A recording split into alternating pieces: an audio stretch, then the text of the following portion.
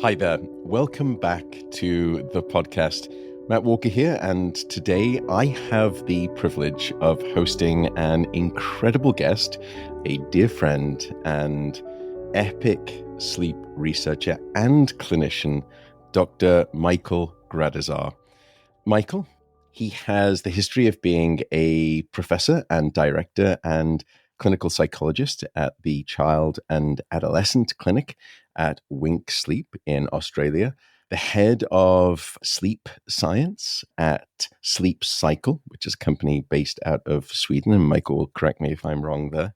He's got a very long lineage of being an academic, some great institutes in his training, in his professional career.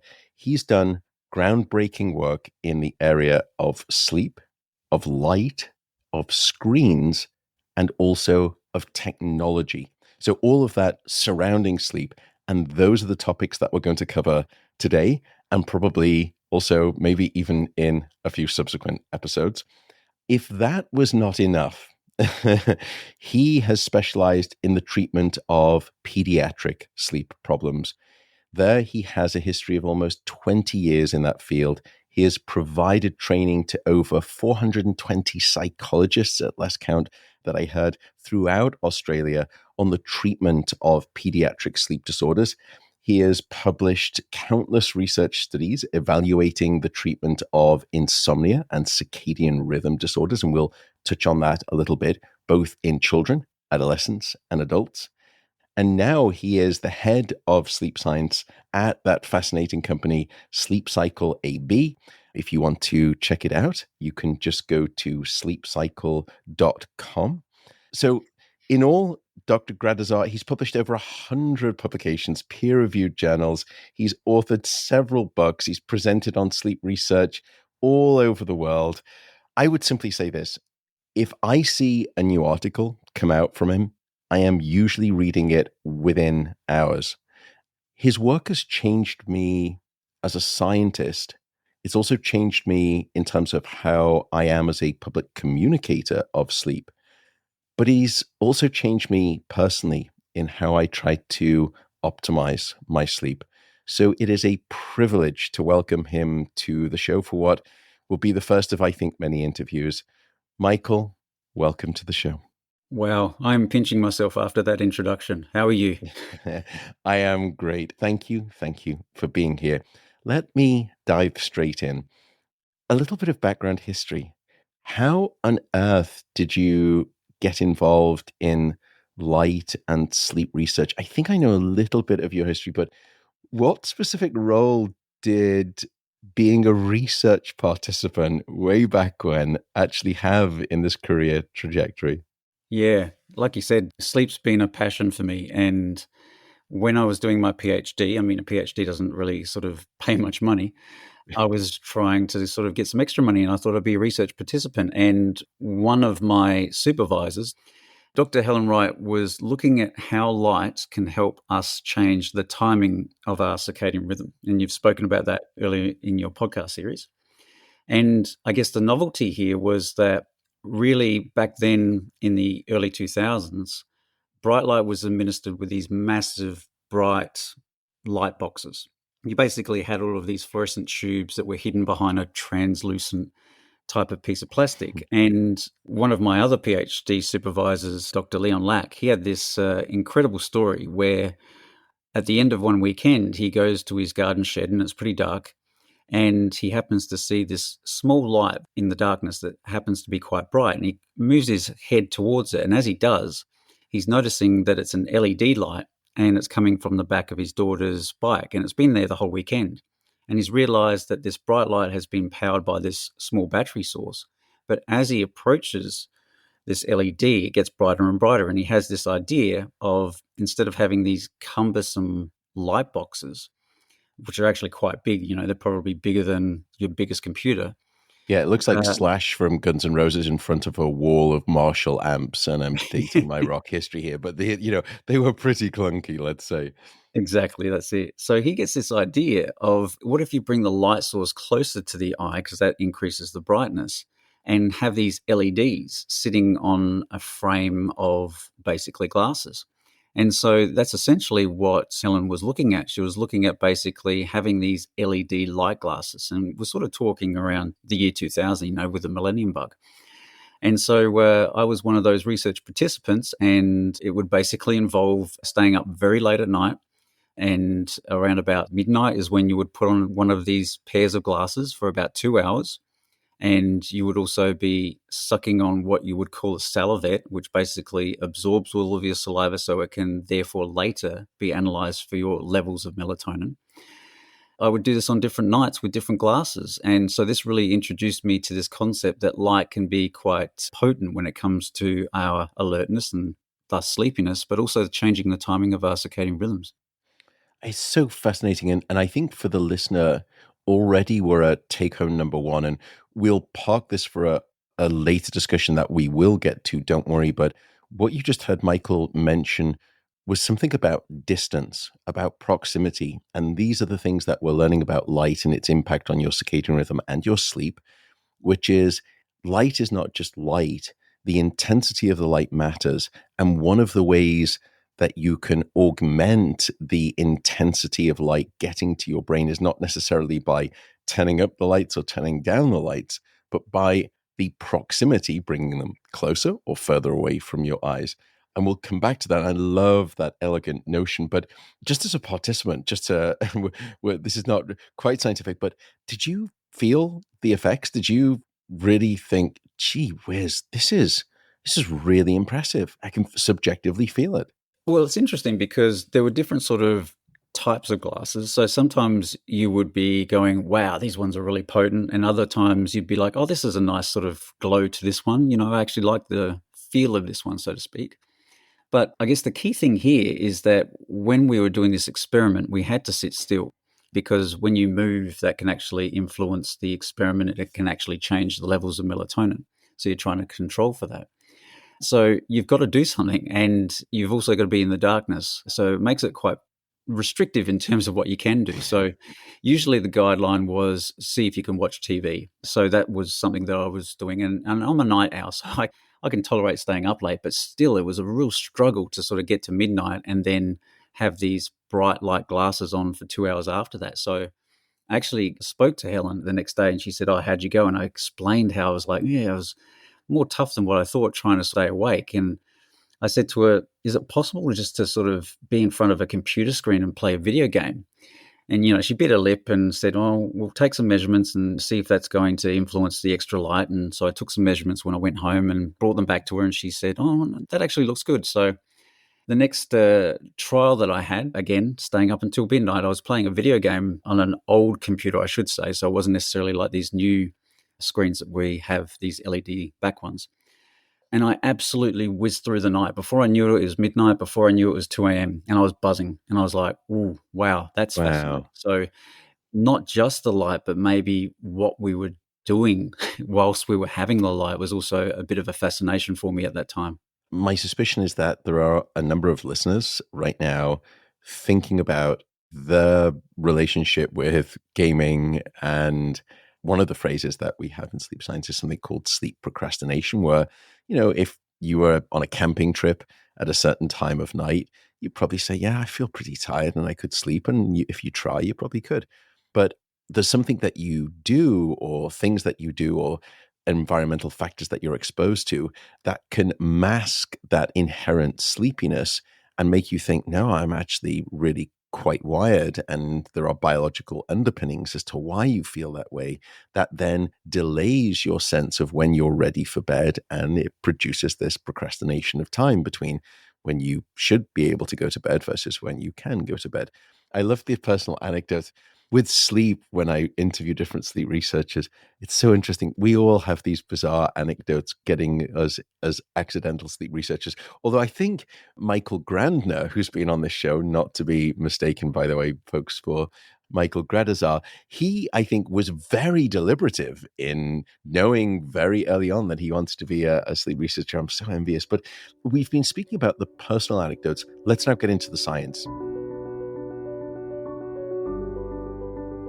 A sponsor of today's show is Inside Tracker, which is a service that comes out to your home and they will analyze your blood and your DNA to know precisely what is going on inside of you. Hence the name Inside Tracker. They look at your blood, your metabolic signals, your hormonal health metrics, and then they give you a personalized, actionable set of lifestyle changes in response to that readout. And the goal there is to improve your health. I was looking and informed they have some new cardiovascular and new hormonal biomarkers that I'm particularly interested in. One that I'm focused on is something called ApoB, which is an absolutely critical heart health measure. And I get it done now with them somewhere between 4 to 6 times a year. Why? Well, my family unfortunately has a strong history of cardiovascular disease, so I am checking that pretty ruthlessly. And by the way, I do buy the product myself out of pocket. I don't want to fall prey to any of those trappings and undue incentives. Although with full admission, I still use my own discount code that you can use to get some money off. And that code for you is insidetracker.com/Matt Walker. So just go over to insidetracker.com/Matt Walker. And again, if you want to get that discount, it is insidetracker.com/Matt Walker. Thanks very much. There is some great work that you and I are familiar with that I think is worth covering, and specifically some fantastic studies both by Dr. Wright and also Dr. Lack regarding light, sleep, and circadian rhythm. So tell us a little bit more about that work and why it may be a good jumping off point for this discussion on setting the table regarding the basics of sleep and light for how the audience wants to understand that. For this sort of research, we're sort of talking about early 2000s. So really the idea was, can you administer bright lights very late in the night? So we're not talking before someone's usual sort of bedtime. We're sort of talking much later in the night. So this is when I was having light from midnight until 2 a.m. But it wasn't just that. It was also about, are there different wavelengths of light? So when we say wavelengths, we're talking about color. And when we're talking about color, we're really sort of talking about the colors of the rainbow. So if you imagine basically when sunlight is hitting these raindrops, it's basically like a prism and it's breaking it up and you're getting all those different colors of the rainbow. Lovely analogy. And for the oldies like me, you can also think about that Pink Floyd cover. Through the prism, yeah. We're dating ourselves. I'm talking about Guns N' Roses. We're also now jiving about Pink Floyd. Oh, gosh. You and I both in the foothills of middle age, but keep going. Yes, we'll probably bring up some other bands soon. But really, the hypotheses were really around this concept of the cooler colors. And I believe you've mentioned this before as well, where the greens and the blues were more potent at making us more alert. And there was some research around that time saying it could also suppress internal levels of melatonin. But I guess the research question, the novel new one that both Leon and Helen wanted to investigate was, could it actually change the timing of our circadian rhythms? That is, the blues and the green lights versus not having light, but also versus some of those warmer colors like the red and also amber. So that was really what they were trying to test. And lo and behold, they found that certainly that was the case, that the blues and the greens were more potent at what's called phase delaying our circadian rhythm, which means phase means really the time. So it was delaying the time at which our circadian rhythm would say, hey, now it's time for sleep. And therefore, it would also delay the timing of when the circadian rhythm would say to us, hey, it's time to wake up. Basically, you're not feeling sleepy until later, and you're not going to be ready to wake up until later. Is that sort of a correct way when people in sleep science talk about a phase delay? It's that it's pushing your bedtime, pushing your wake time? Absolutely. Beautiful, beautiful. That's exactly what it is. And the amount of that after basically 1 or 2 nights of this light impulse between 12 and 2 a.m. was in the order of about 30 minutes. So suggesting that if you Hmm. get bright blue or green light very late in the evening, if not the early part of the night, then that could change the timing of your circadian rhythm by 30 minutes later. Wow. I mean, 30 minutes later, especially, for example, night owls who already struggle to deal with societal pressure to be more like an early bird. If you're there and you're then exposed to these types of light cues, you're 30 minutes advanced, and it's going to be that much harder to wake up in the morning. And that is day after day after day after day if you're engaging with that repeat behavior. Remind me, so the total duration of that exposure was, do you recall by any chance? Yes, so that was 2 hours from midnight until 2 a.m. Right. And so I know that sounds a lot to folks just from an experimental point of view, but if we all think about it, sitting in front of your computer or working one night and you're there for 2 hours, probably not unheard of. If you're gaming, especially if you've got goggles on and you're there, I think 2 hours is probably not an excessive amount of time as a median for folks. So this is real world stuff that we're talking about. So I guess that was my first insight into the power of light and the sort of aspects of light. It's not just a singular concept of just light. It has certain colors about it, has certain brightnesses about it. And just not only the effects on delaying the timing of when we fall asleep, but also how we feel, and also that other concept of suppressing that internal nighttime hormone called melatonin. So what I love here is that we've already then established this idea that light is not necessarily light, and we'll come back to defining the different hues of light, the different, what people would say, the different color of light and how that impacts. But here it's very clear that there's some aspect of blue light, and if you expose individuals to that, particularly late into the night, it will have a demonstrable, meaning demonstratable effect on one's sleep. It will push you later. You'll want to wake up later. And subjectively, it may not lead to a sensation of the most restorative sleep that you can get. That's a great takeaway.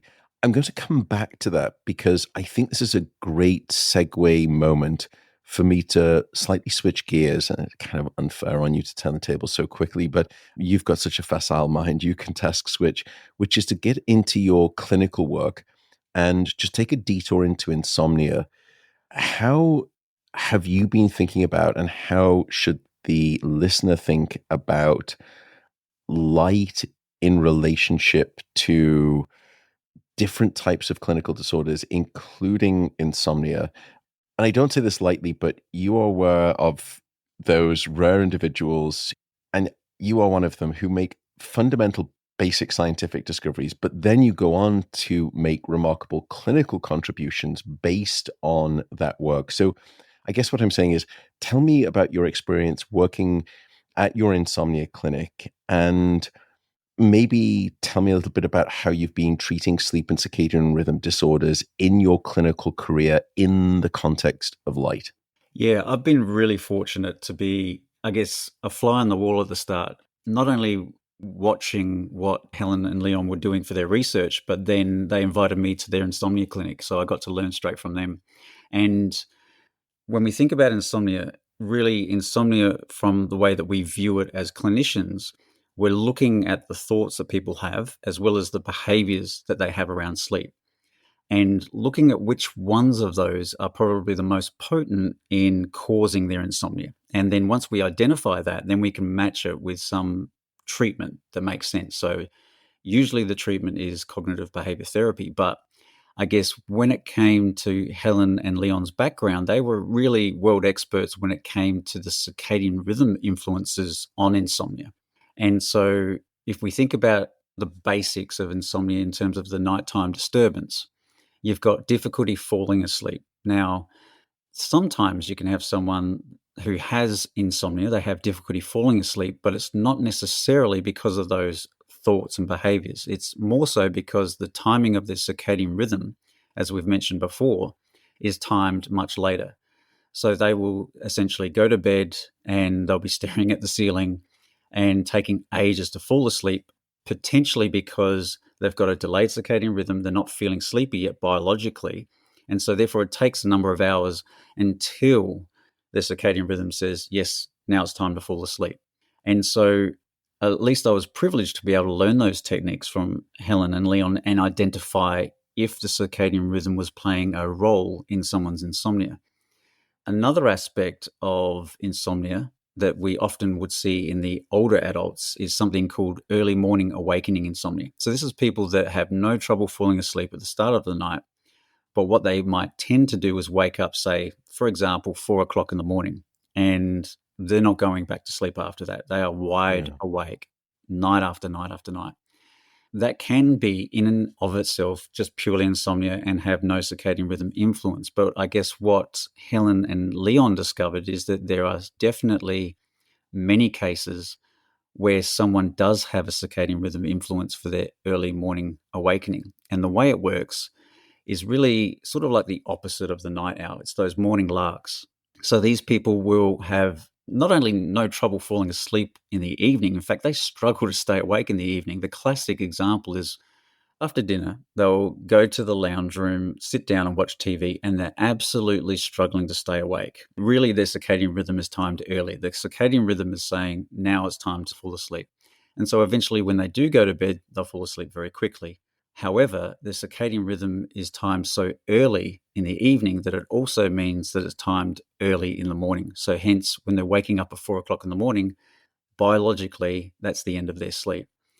And so really, when it came to performing light therapy for those individuals with early morning awakening insomnia, the research I described earlier, where I was involved in getting bright light in the evening, that was precisely the treatment that you would provide for these early morning waking people with insomnia. And that would be to give them bright light in the evening. So say, for example, when they're retiring to the lounge room and they're struggling to stay awake, that's the precise time that you would give them bright light. So that's really signaling to their body clock, no, it's actually not time to fall asleep yet. Let's just delay that for a bit. So that 30-minute delay that we saw in Helen and Leon's research, that's essentially what you're trying to do for someone who has an early circadian rhythm and wakes up too early. Therefore, like you said before, if you repeat that evening bright light with these individuals, eventually they're going to fall asleep later, so they won't be struggling to stay awake, and therefore it means they'll be waking up later. They won't necessarily wake up at 4 o'clock in the morning, but probably 5 or 6 o'clock in the morning.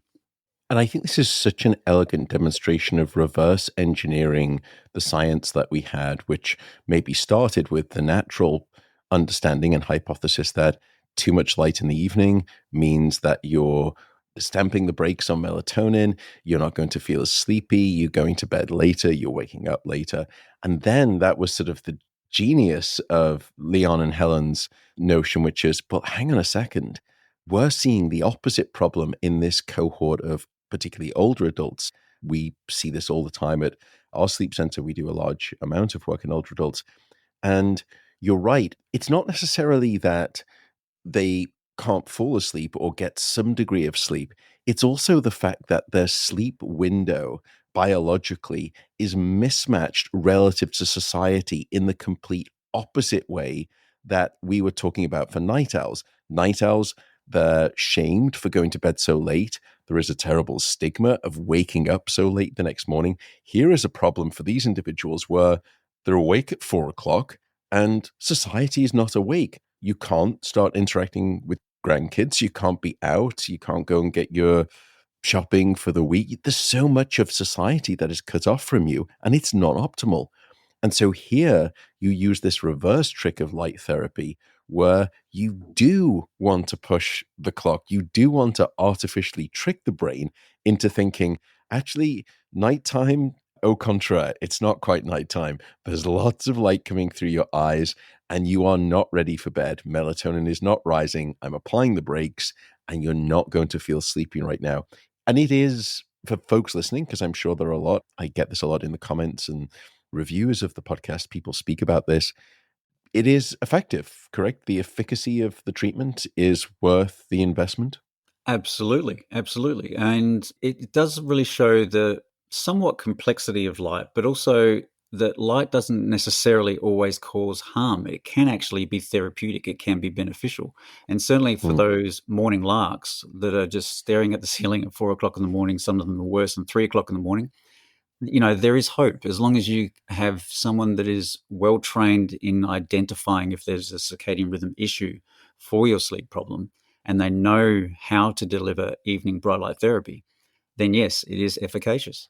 So let me now come back out of this clinical aspect. People listening will hopefully enjoy this because I really wanted this podcast to be not just scientifically interesting, but also actionable. And so much of your work, as I said up front, is actionable, so much so that it has personally affected me too.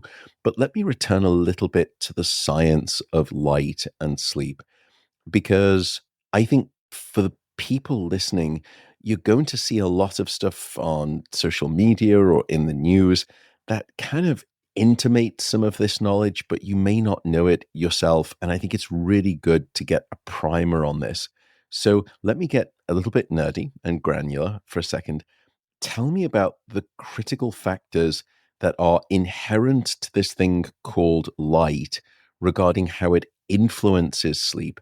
And here, I guess I want to speak specifically about the wavelength of the light and what that means to perceptually how we sense that light, sort of how we perceive that light.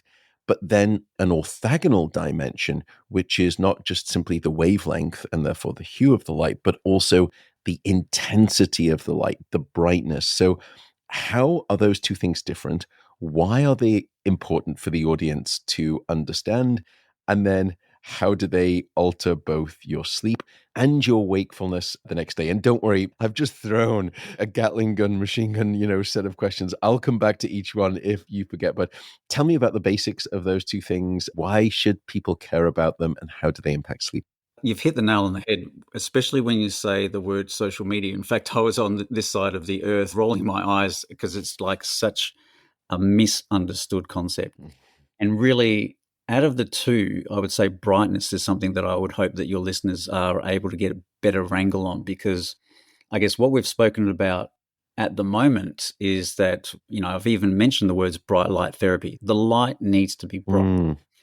And it's not necessarily that it's supposed to be perceived as bright, but it actually, when you measure it, and you can measure it with, say, for example, lux meters, and there are apps available now where you can actually measure lux, how much that brightness is received at your eyes. And I think that it's just a fascinating experiment that people can do, whether they're inside at night and basically they're holding up their camera of their phone at different angles and seeing what the light intensity is. But especially as well, if you go outside, which is really fascinating. Obviously, don't look at the sun, but just the reflections from the sun are really fascinating. Whether you're under a tree, whether you're out in the open, whether it's a cloudy day, whether it's summer or winter. But really, the confusion seems to be that when it comes to light in the evening, when we're doing evening bright light therapy and really intentionally trying to increase people's alertness and intentionally trying to delay their circadian rhythms, we're looking at a minimum of about 500 to 1,000 lux, which is a real struggle to Mm. get. You really need specialized equipment for that. Just to give people a sense of it, sort of, do you have a guesstimate of, let's say, a cloudy British day? No, actually, a better example perhaps would be if I'm just indoors in an office or I'm at home in the lounge watching television. What is the ambient, wrong word, but what would be the ambient type of light intensity in the domain of lux, and therefore translating it to a log order difference to the value you just described? Yeah. Again, that's a fascinating experiment that people can do. If you're in the lounge room at night watching TV, your eyes are actually looking at the screen, and obviously, therefore, it depends upon how far you are away from the screen. But you're looking at something like less than 100 lux. But I imagine then if you're looking up at your house lights, that's when you'll see the increase in lux and you'll be getting over 100 lux. So really, it's a case of where our eyes are looking. And there's definitely research out there that's really important when it comes to the fact that household lights are probably too bright in the evening, and really we don't necessarily need them. We can actually dim them. We can actually have different types of light bulbs that I guess we'll touch on later on. But really, I hope your listeners sort of understand that the magnitude of the intensity of light that we have or can have in the evening, just with our normal ambient environment, can be much lower, even if we're looking directly at a screen compared to evening bright light therapy devices that we use. I love this. And then coming on to the idea of, and maybe say a little bit, because we've already in some ways touched on it with the notion of what color light has been used before, but we now understand that brightness is a key component and domain. So when you're using it in therapy, it is really a very powerful stimulus, maybe a log order, maybe 10 log orders greater than a dim room. But nevertheless, and I think there was some great work by Phyllis Z published maybe about a year or 2 years ago, showing that even sitting in a room of, I think, about 200 lux, it may have been less, has an impact on sleep and slow wave sleep. We can speak about that too. But it's not just about how much that app of a lux meter value you're getting exposed to in your home. And if you're nerdy like myself and Michael, you will definitely enjoy the app meter. Go around your house and figure out what you're exposed to in terms of this. I'm not going to call it a toxicity influence to your sleep and wake, but it's certainly an influence. This podcast is supported by Athletic Greens, which is now known as AG1.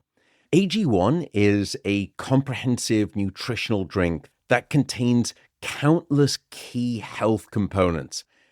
Actually, let me stop there. I say countless, but I actually know the company. I know how the product is made. And I believe at last count, it's over 75 different vitamins, minerals, probiotics, prebiotics, and other whole food nutrient sources. I do drink AG1 every day for the record. And also for the record, I buy my own supply because of all of the obvious integrity trappings that come with the free product. I know the company well, I know how the product is made, and I genuinely trust in their manufacturing.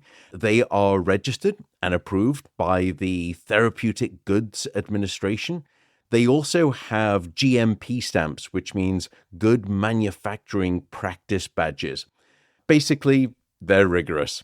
So if you'd like to pick up an offer and get some money off your first order, and also get some free travel packs, just go to the link drinkag1.com/Matt Walker. So that's drinkag1.com/Matt Walker.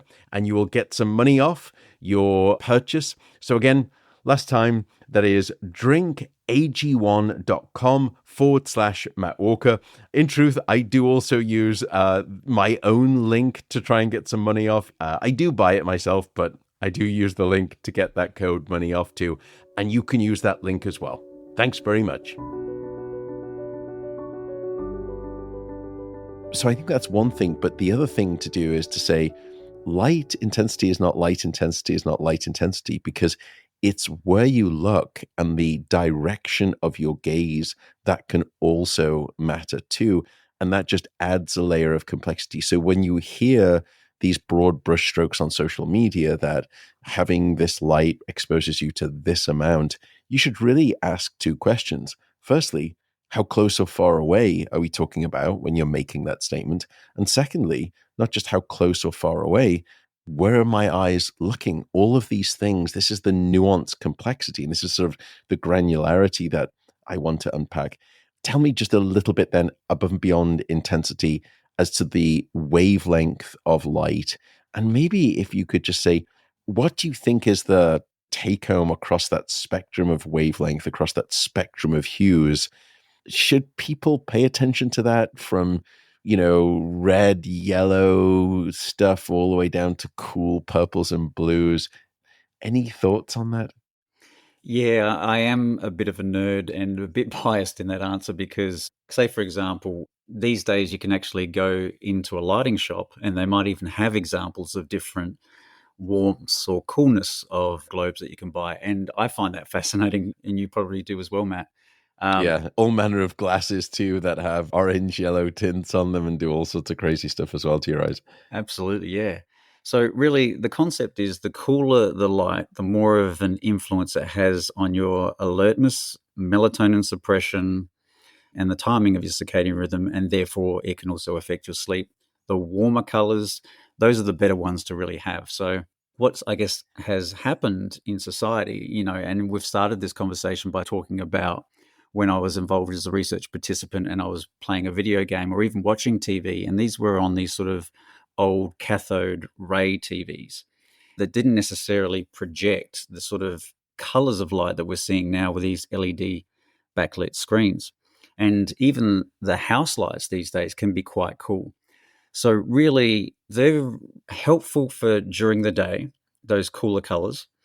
However, when it really does come to the evening and hopefully the sun is setting at a sort of normal time of the night. I mean, I've started working in Sweden and I went there in summertime and I couldn't believe it was almost midnight and the sun's still up. So I understand that the sun sets at different parts of the world at different times. But essentially, be aware of your own body clock, your own sleepiness, and also when the sun is setting. And like you may have heard, really just try to be aware of having warmer colors when it comes to the light that might be hitting your eyes, whether it's from a screen. We've certainly got different apps these days, different features that you can change the color. You can make the screen warmer. Yes, go for that if you wish. Some people actually enjoy that.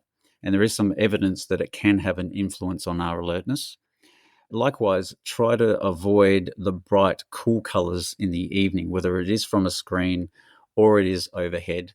But don't be overly worried about it because I guess as we'll discuss, the evidence for this affecting our sleep isn't what people think it is. Yeah, and we will come to this perhaps in a separate episode that, don't worry, we'll be releasing very soon too, but that yes, it does seem to matter, but perhaps not as much as you've been led to believe, or even as much as I've led you to believe. So this is a lovely description.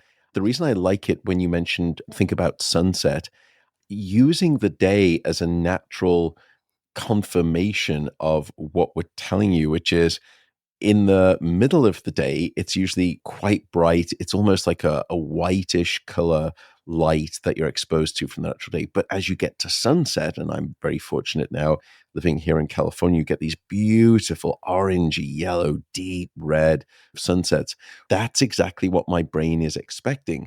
But if I go back into my house and I've got the exact opposite of that, which is sort of the middle of the daylight, which is very strong LED blue light, that's probably not naturally how I evolved to accept my light and sample my light in the evening.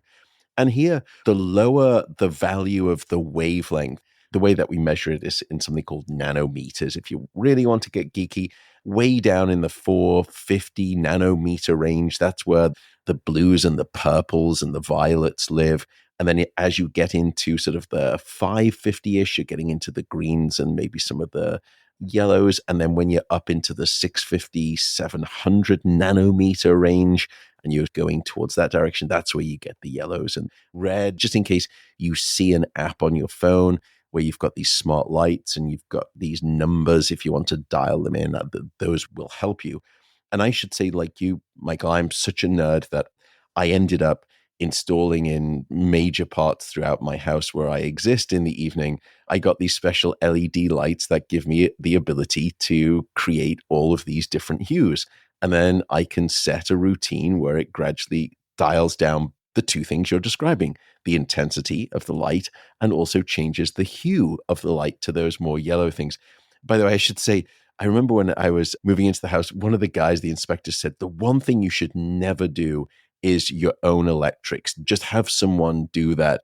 And I just thought, wow, I'm a scientist, I can do it. So it took me forever. Anyway, switching the conversation a little bit, and this maybe is a setup for the next episode, but we've spoken here about the basics of light, how it impacts you, changes your alertness, shifts your circadian rhythm.